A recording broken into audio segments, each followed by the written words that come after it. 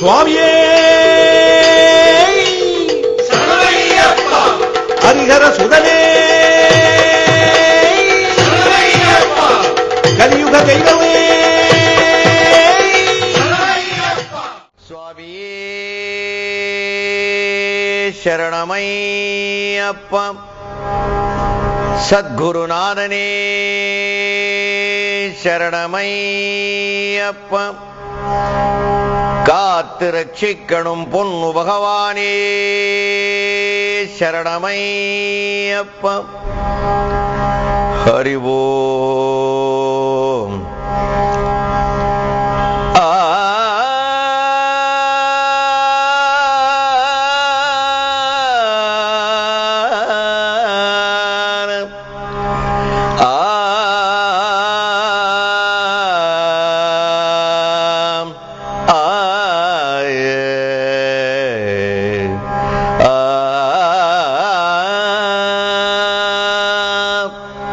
மாருதத்தில் ஒரு சுகம் தெரியும், அது மன்னவன் களமல்லவா. மனதினிலே எழும் அன்பிருந்தாலது மாளிகை புறமல்லவா. பாரினிலே நல்ல பாதை என்றால் அது 18 படியல்லவா. பண்டிதனாயினும் பாமரனாயினும் சபரியில் சமமல்லவா. பண்டிதனாயினும் பாமரனாயினும் சபரியில் சமமல்லவா. வைகரை மேகங்களே ஒரு வார்த்தையை கேளுங்களே. இது ஒரு அற்புதமான பாட்டு. பாதையிலே நல்ல பாதை என்றால் அது 18 படி அல்லவா. This is the right road. Robert frost road not taken ஒரு போயம் எழுதியிருக்கார். இதுதான் ரைட் ரோடு. என்ன, இந்த 18 படிக்கு ஏறுவதற்காக நம்ம செல்லக்கூடிய பெரும்பாதை இதுதான். வாழ்க்கையில் நாம் நிறைய தெரிந்து கொள்வதற்கு, இப்படித்தான் வாழ்க்கையை நடத்தணும் அப்படின்னு தெரிந்து கொள்வதற்கு பெரிய பாறையில போகும். என்ன அங்க இருக்கும் பெரிய பாறையில? மனித நேயம், அன்பு, மற்றவர்களுக்கு உதவி செய்தல், இதெல்லாம் அங்க தெரிஞ்சுக்கலாம். இது நம்மளுடைய சமுதாயத்தில் எங்கேயும் தெரிந்து கொள்ள முடியாது. அதுக்கு வாய்ப்பு இருந்தும் நாம் அதை பயன்படுத்துறது. சபரிமலையில இது நடக்கும். பாதையிலே நல்ல பாதை என்றால் அது 18 படி அல்லவா. சபரிமலையினுடைய ஒரு விசேஷமான தன்மை என்ன? பண்டிதனாயினும் பாமரனாயினும் சபரியில் சமம். இதுதான் சமத்துவபுரம். எவ்வளவோ சமத்துவபுரம் கட்டி நம்ம ரொம்ப கஷ்டப்படுறோம். ஜனங்களெல்லாம் ஒன்னா கொண்டு வரணும், முடியல. ஆனா நம்மளால முடியாத ஒரு காரியத்தை சபரிமலை செய்ய. பண்டிதனாயினும் அவ எவ்வளவு படித்தவனாயிருந்தாலும், படிக்காதவனாக பாமரனாயினும் சபரியில் சமம். ஆனா சமம்னா அவர்கிட்ட இருக்கக்கூடிய எல்லார்கிட்ட ஒரே ஒரு குணம் என்ன? தர்மசாஸ்திரா மீது பக்தி. இந்த பக்தி வரும் பொழுது இந்த பண்டிதன் பாமரன், நான் உயர்ந்தவன் நீ தாழ்ந்தவன், நீ இந்த ஜாதி நான் அந்த, இது எடுப்படாது. பக்தியினுடைய விசேஷம் அதுதான். பக்தி இருப்பதனால்தான் 63 நாயன்மார்களுக்கும் சிவன் காட்சி கொடுத்தார். அதுல யாராவது படித்தவர்கள் இருக்கிறார்களா? கண்ணப்பன் என்ன படிச்சார்? ஒண்ணுமே படி. ஆனா பக்தி இருந்தது. பக்தி இருந்தால் அன்பு தானாக வரும். இதை சபரிமலையில் பார்க்கலாம். ஹரிவோ. அடுத்தது சரங்குத்தி. சரங்குத்தியில் முக்கியமாக கன்னி ஐயப்பன்மார் தாங்கள் எடுத்துக்கொண்டு வருகிற எருமையிலிருந்து எடுத்துக்கொண்டு வந்த ஷரத்தை அங்கே போடுவார்கள். ஒரு காலத்துல அங்க ஒரு பெரிய மரம் இருந்தது. அந்த மரத்துல ஷரத்தை குத்துறது, அதான் ஷரம் குத்தியது. இப்ப அதை சுற்றி வர இரும்பு கேட்டு போட்டு தூக்கி போட்டுட்டு போடுறான், குத்ததே கிடையாது. இது ஒரு வழிபாடு. சரங்குத்தி முன்னெல்லாம் சரங்குத்தியில இவ்வளவு கூட்டம் இருக்காது. இப்பெல்லாம் சரங்குத்தியை ரொம்ப அகலப்படுத்தி கேட் எல்லாம் போட்டு சரங்குத்தி வரையிலும் சன்னிதானத்துக்கு கியூ நிற்கிற காலம் வந்துட்டு. சரங்குத்தியை விட்டு கிளம்பினால் இறக்கம் சன்னிதானம். சன்னிதானத்துல 18 படி. ஒரு காலத்துல இந்த 18 படிக்கு எது முன்னாடி ஒரு பெரிய மண்டபம் இருந்தது. அதுக்கு மணி மண்டபம்னு பேர். மர வேலைப்பாடு நிறைய இருக்கும். ரொம்ப அழகான மண்டபம், ரொம்ப வருஷத்துக்கு முன்னாடி. இப்ப அதெல்லாம் எடுத்தாச்சு. ஜனங்களுக்கு சௌரியம் வரணுங்கிறதுக்கு இதெல்லாத்தையும் எடுத்து இரும்புற கேட் எல்லாம் போட்டு ஜனங்களை வரிசையாக 18 படியில ஏத்த.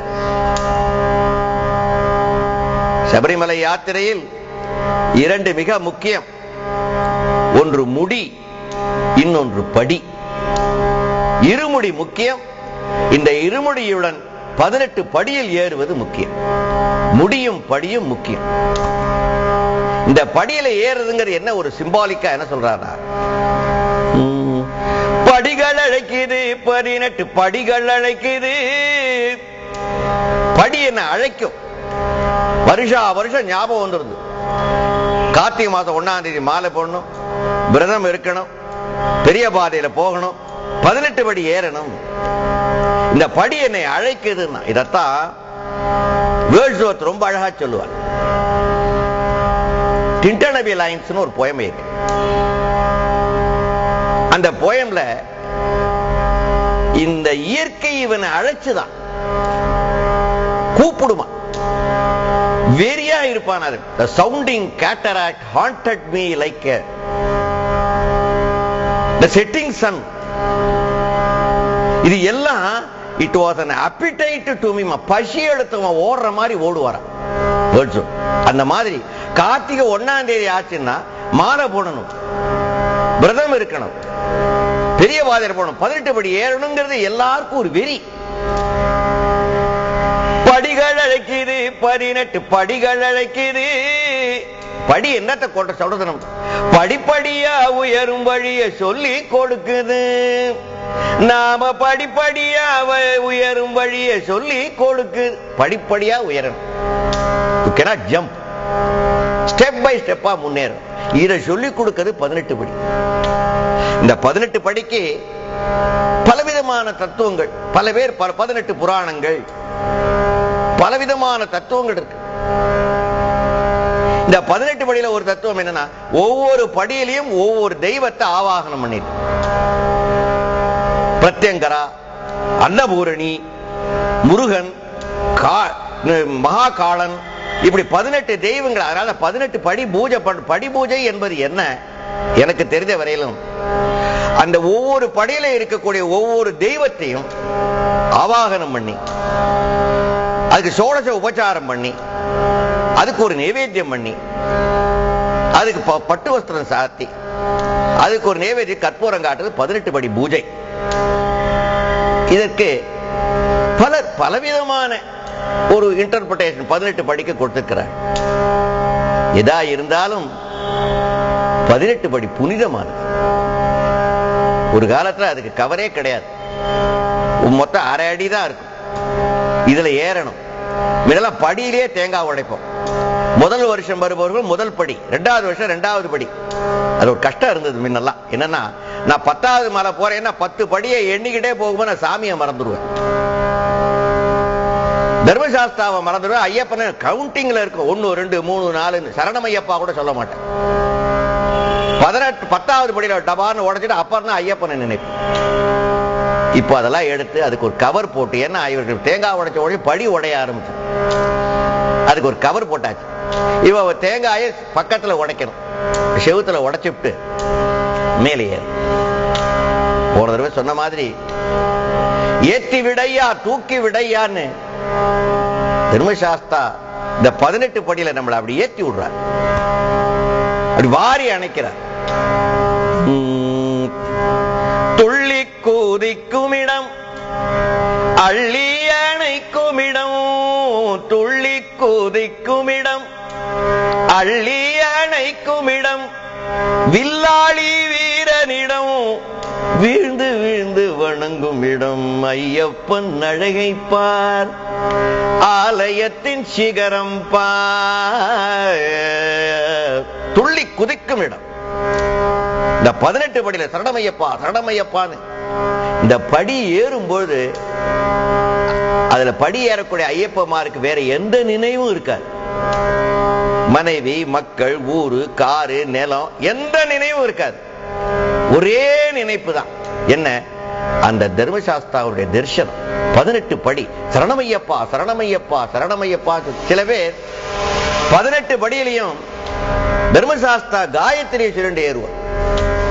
ஓம் பூதநாதாய வித்மஹே பவபுத்ராய தீமஹி தன்ன சாஸ்தா பிரச்சோதயாத். இதை சொல்லி ஏறு. அல்லது தர்மசாஸ்தாவுடைய மூல மந்திரம், அல்லது ஒண்ணுமே மந்திரம் வேண்டாம், ஒண்ணு வேண்டாம், ஒரே மந்திரம் சரணமையப்பா. மந்திரம் ஒன்றறியேன் மாமலை வாழ்பவனே. எனக்கு வேற மந்திரம் தெரியாது, சரணமையப்பா ஒண்ணுதான் எனக்கு தெரியும். சபரிமலைக்கு மாலை போடும்போது சரணமையப்பா. அதுல இருந்து ஒரு ஐயப்பன் மாலை போட்டதுல இருந்து தர்மசாஸ்தா தரிசனம் பண்றவரை எத்தனை சரணமையப்பா சொல்றார். சுவாமி நம்ம உடம்புக்கு மனதுக்குள்ள வந்து குடிபுகுவார். இப்படி இந்த 18 படி அப்படி குதிச்சு ஏறி அத காவலர்கள் போலீஸ் அப்படியே வாரி அணைச்சு ஏற்றி விடுவார்.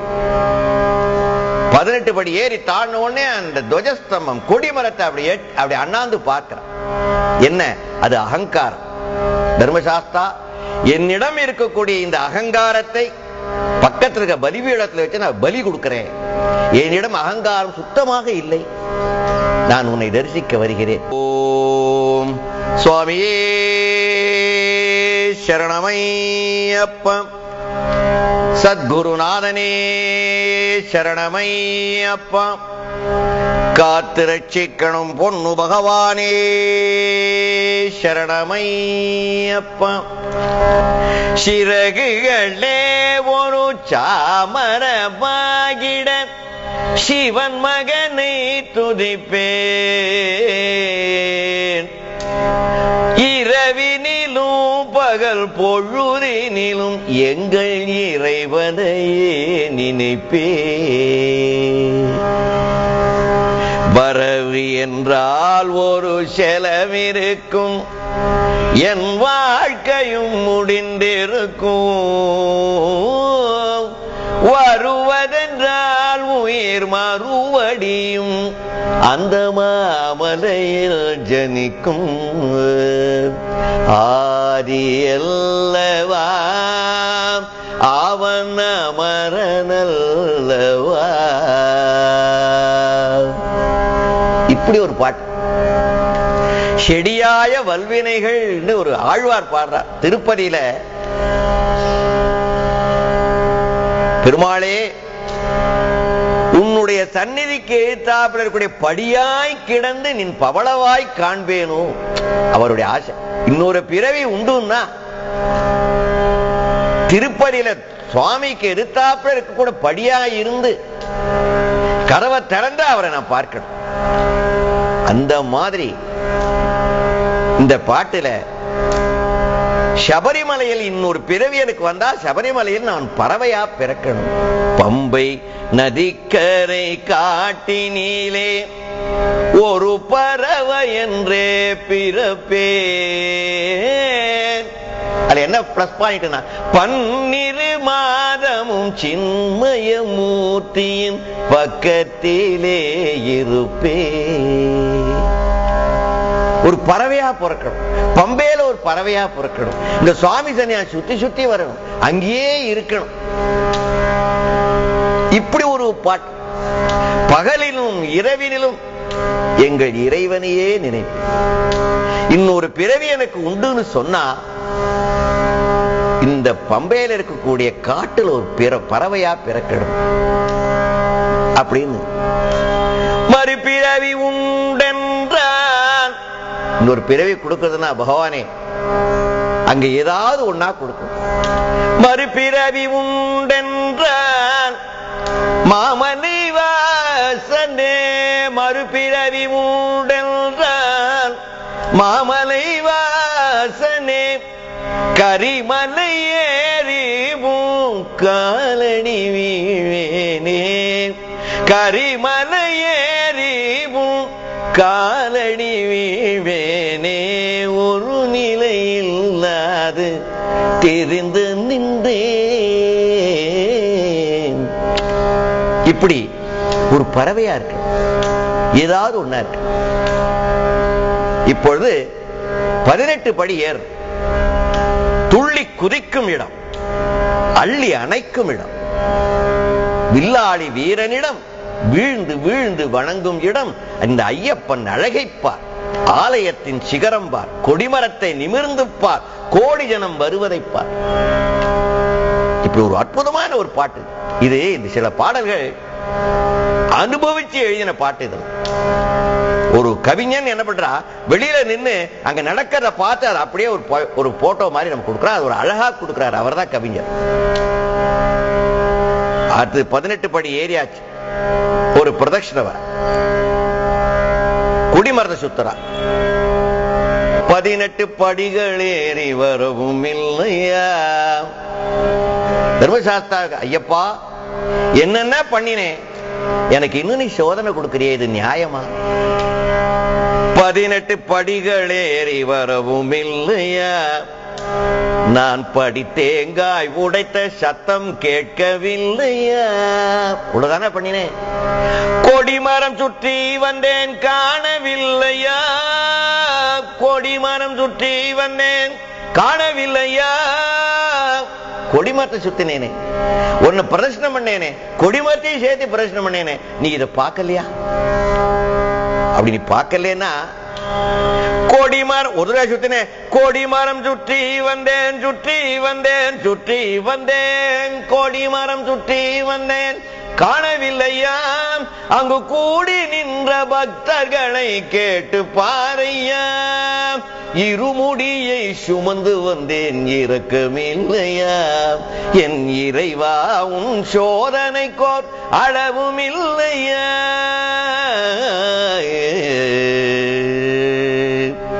கொடிமரம் சுத்துற அதோட அந்த கட்டோட வந்து சுவாமி சன்னிதானத்திலிருந்து தலையில கட்டு சுவாமியை எப்படி பார்க்கிறார். இருமுடி தலையில் ஏந்தி, தலையில இருமுடி, மனசுல என்ன நினைப்பு, நின் இணையடி நினைவில் மாந்தி. ஐயனே நின் இருமுடி தலையில் ஏந்தி, இணையடி நினைவில் மாந்தி. பரவதத்தோடே 18 படிகளில் பணிவாய் ஏறி,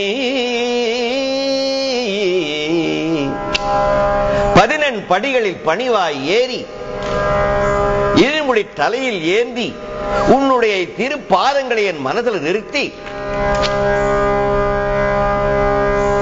18 படியில ஏறி தரிசனம் கண்டு. எப்படி தரிசனம் உன்னை பார்க்கணும்? இருமுடி தலையில் ஏந்தி நின் தரிசனம் கண்டு, இணையடி நினைவில் மாந்தி நின் தரிசனம் கண்டு. பரவதத்தோடே 18 படிகளில் பணிவாய் ஏறி நின் தரிசனம் கண்டு. என்ன வரணும் எனக்கு? கண்ணீர் தாரையாய் பெருக வேணும். அதுக்கு என்ன கொடுக்கணும் எனக்கு? அரிகர சுதனமெங்கள் ஐயனே விழிகள் அதுக்காக எனக்கு கண்ணை கொடு. அதுக்காக கண்ணை கொடு. அத அப்படி ஓரமா நின்னு 18 படியில இருமுடி கட்டோட ஐயனை பார்த்து அந்த ஐயப்பமாரோட ரியாக்ஷன் என்னன்னு பார்க்கணும். இத ஆலிவர் கோல்ட்ஸ்மித் ஒரு அழகா சொல்லுவார், சிட்டிசன் ஆஃப் த வேர்ல்டுன்னு ஒரு புக். அதுல ஒரு காபி சாப்பிடுறா, காபி ஃபர்ஸ்ட் கிளாஸா இருக்கு, அவ ரசிக்கிறான். இவர் ரசிக்கிறத இன்னொருத்தர் எப்படி ரசிச்சு சாப்பிடுறான் பாடுறான். அந்த மாதிரி நாம ஐயப்பனை பார்க்கிறது, ஐயப்பனை பார்த்து ரசிப்பவர்களை பார்த்து நம்ம பார்க்க. அப்படி ஓரமா நின்னு சொல்றா,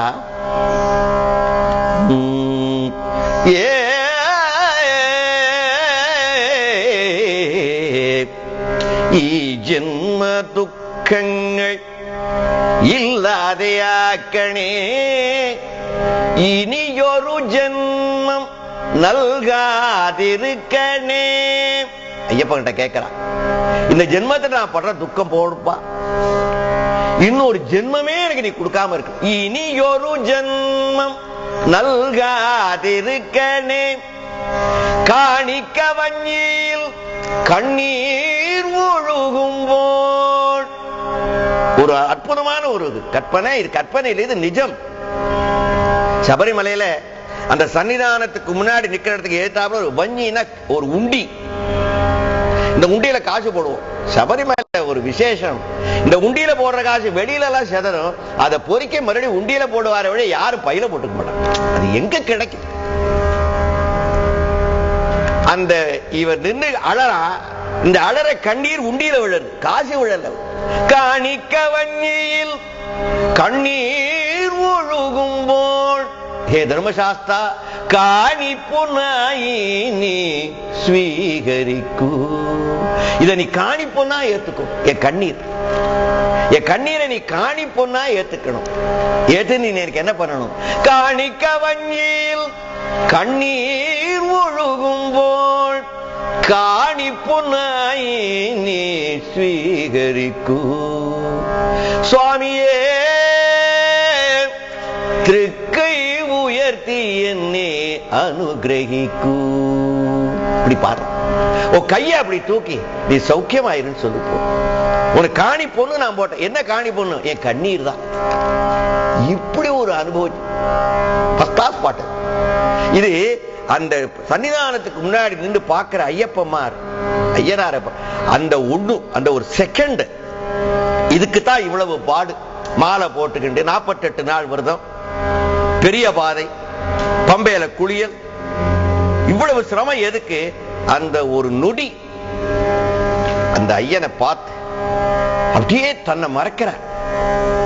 அப்போ அங்க போறவங்க நினைச்சு பார்க்கணும், அப்ப நமக்கு வேற ஏதாவது நினைப்பு, மனைவி மக்கள் நினைப்பு இருக்கா, தேதி இருக்கா, டைம் தெரியுமா, ஏதாவது இருக்கா நம்ம நினைப்புலனா? ஒண்ணும் இல்லை, பிளாங்க். ஒரு வேக்குவம், ஒரு வெற்றிடம் மனசுல.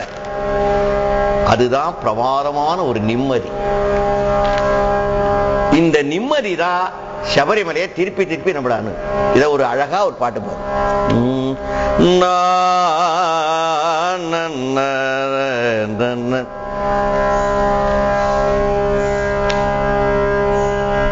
கண்மூடி நான் வாழும் முன்னே ஐயன் மலை தேடி நான் வந்ததில்லை. கண்மூடி நான் வாழும் முன்னே ஐயன் மலை தேடி நான் வந்ததில்லை. உன் சன்னதி என் நிம்மதி. இந்த நிம்மதிங்கிறது என்னங்கிறது அங்கதான் அனுபவிக்கலாம். நிம்மதினா என்ன? எந்த விதமான நினைவும் இல்லாமல், பாஸ்டும் இல்ல, ஃபியூச்சரும் இல்ல, பிரசன்டும் இல்ல. நேற்றுக்கு நினைச்சது நடந்தது நமக்கு நினைப்பு இல்ல, நாளைக்கு என்ன நடக்க போறது நமக்கு நினைப்பு இல்ல, இந்த க்ஷணமும் நமக்கு நினைப்பு இல்ல. அப்படி ஒரு பிளாங்க், ஒரு வெற்றிடம். அப்ப கிடைக்கிற சந்தோஷம் இருக்கு பார்த்தீங்களா? அது எங்க கிடைச்ச? உன் சன்னதியில தான் எனக்கு கிடைக்கிறது. அதனால உன் சன்னதி என் நிம்மதி. பொன்னம்பலம் என் நம்பலம் படியேறிட மனது நிறையும். பொன்னம்பலம் என் நம்பலம் படியேறிட மனது நிறையும். துளசீதளமாகும் எந்தன் நெஞ்சமே சுவாமி உயிர் வேதமா முந்தன் பாதம் சேரும் நேரம் துளசீதளம். என்ன பாட்டு சுவாமி நான் வந்திருக்கேன், என்ன ஒரு துளசீதளமா நீ ஏத்துக்கணும், என்ன ஒரு துளசீதளமா நீ ஏத்துக்கணும். கிருஷ்ண துளசி பூக்களாகான் வருநூஞங்கள்னு பாடு. இப்படி ஒரு பாட்டு இருக்கு, மலையாள பாட்டு. பம்பையில் குளிச்சு தோர்த்தி உள்ளில் ஊரங்கும் மம்பல கிளிய உணர்த்தி பொல்லையாயோரொடுக்குமாகி பேட்ட துள்ளி பாட்டு பாடி 18ஆம் படி செவிட்டான் வருஞங்கள். சரணமையப்பா சுவாமி சரணமையப்பா. அப்படி ஒரு பாட்டு. கோவில் திருநடையின் கண் கற்பூர மலர்கள் கை கூப்பி தொழுதிடும் போன் புட்பராக பிரபவிடத்தும் திருப்பதங்கள் சிம்பிக்கும் கிருஷ்ண துளசி பூக்களாதான் வரும். நாங்கள்லாம் கிருஷ்ண துளசி, கருந்துளசி. ஹே தர்மசாஸ்திரா, ஏ ஐயப்பா, உன் காலில் விழக்கூடிய கருப்பு துளசியாக என்ன துளசி தளமாக நீ ஏத்துக்கணும். துளசி தளமாகவே இந்த நெஞ்சமே. இப்படி ஒரு அனுபவம் சபரிமலையில இந்த சன்னிதானத்துல நமக்கு கிடைக்கக்கூடிய ஒரு அனுபவம் இருக்கு பாருங்க. அதை நினைச்சு நினைச்சு சந்தோஷப்படலாம். There is food for future years. Amid the din of towns and cities. ஓ சில்வன் வை ஏ ஆரே, ஒன்னு எத்தனை தடவை நினைச்சு நினைச்சு நான் டவுன்ல சந்தோஷப்பட்டிருக்கேன் தெரியுமா? எவ்வளவு ஒரு ரீசு. அப்படியே ஈஸ்டால படுத்து அப்படியே அழுதைய நினைப்பேன், அப்படி பம்பையை நினைப்பேன், அப்படி சன்னிதானத்தை நினைப்பேன். அடாடாடா என்ன மறக்கிறேன், எனக்கு ஒரு சந்தோஷமா. the fever and fret of this, இந்த உலகத்தில் இருக்கிற கஷ்டங்கள்லாம் மறக்கிறதுக்கு ஒரே வழி சபரிமலை யாத்திரை. அதை நினைவு வைத்துக் கொண்டு திருப்பி திருப்பி இன்னும் சன்னிதானத்தில் அனுபவிக்க வேண்டிய சந்தோஷகரமான நிகழ்ச்சிகள் நிறைய இருக்கு. இதை நாளைக்கு பார்ப்போம். சுவாமி சரணம்.